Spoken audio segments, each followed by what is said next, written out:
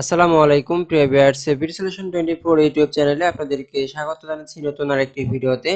আজ আমি আপনাদের মাঝে আরেকটি গুরুত্বপূর্ণ ভিডিও নিয়ে হাজির হয়েছি। আজ আমি আপনাদের মাঝে শেয়ার করব গ্রামীণ ব্যাংকের শিক্ষানবিশ কেন্দ্র ব্যবস্থাপক পদের বেশ কিছু গুরুত্বপূর্ণ এমসিকিউ প্রশ্ন। 17 ফেব্রুয়ারি 2023 তারিখে গ্রামীণ ব্যাংকের শিক্ষানবিশ কেন্দ্র ব্যবস্থাপক পদের যে পরীক্ষাটি হয়েছিল সেই পরীক্ষার প্রশ্ন থেকে আমি এই প্রশ্নগুলো সংগ্রহ করেছি।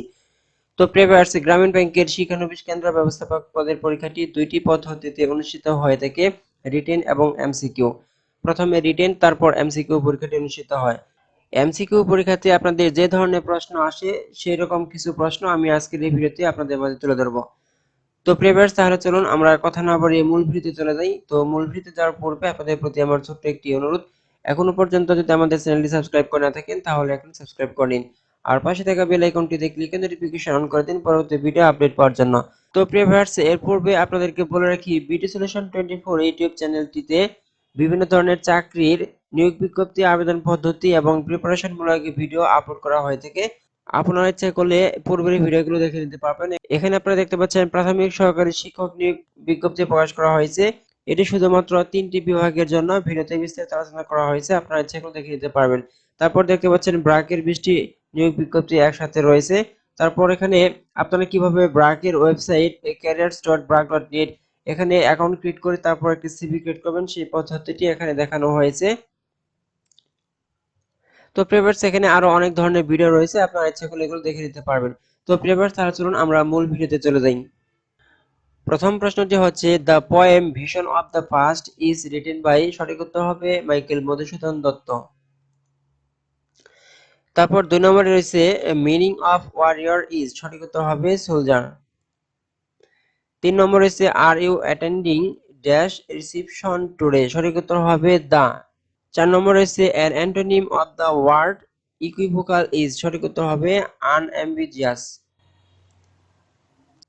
5 নম্বরে রয়েছে the man is clue dash his own, সঠিক উত্তর হবে ট্রু। 6 নম্বরে রয়েছে the coed all that glitters is gold is from which play of Shakespeare, সঠিক উত্তর হবে দ্য মার্চেন্ট অফ ভেনিস। 7 নম্বরে রয়েছে হোল্ড ওয়াটার মিন্স, সঠিক উত্তর হবে বিয়ার এক্সামিনেশন।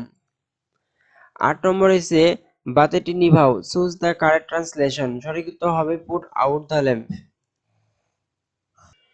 9 নম্বরে রয়েছে a place where everything is perfect, সঠিক উত্তর হবে ইউটোপিয়া। 10 নম্বরে রয়েছে the dog is running dash the fox here the right word for the gap is, সঠিক উত্তর হবে অ্যাট, শূন্যস্থানে অ্যাট বসবে। 11 নম্বরে রয়েছে অথই জল বাগধারাটির অর্থ কি, সঠিক উত্তর হবে ভীষণ বিপদ। 12 নম্বরে রয়েছে কোন দেশের রাজধানী নেই, সঠিক উত্তর হবে নাউরু। 13 নম্বরে রয়েছে প্রদীপ নিভে গেল বাক্যটি কোন কালের, সঠিক উত্তর হবে সাধারণ অতীত।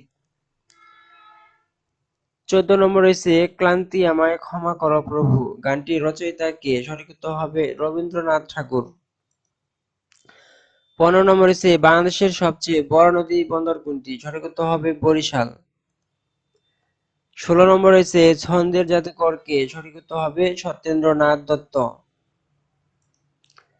17 নম্বর রয়েছে গিগাবাইট ইজ ইকুয়াল টু, সঠিক উত্তর হবে 1024 মেগাবাইটস অর্থাৎ 1024 এমবি।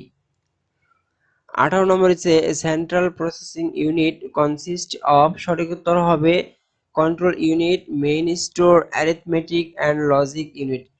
এখানে যতগুলো রয়েছে সবগুলো এখান থেকে যে কোনো একটি থাকবে আর বাকিগুলো রং থাকবে, আপনাদেরকে এখান থেকে যদি কোনোটা থাকে সেটাকে সঠিক উত্তর দিতে হবে।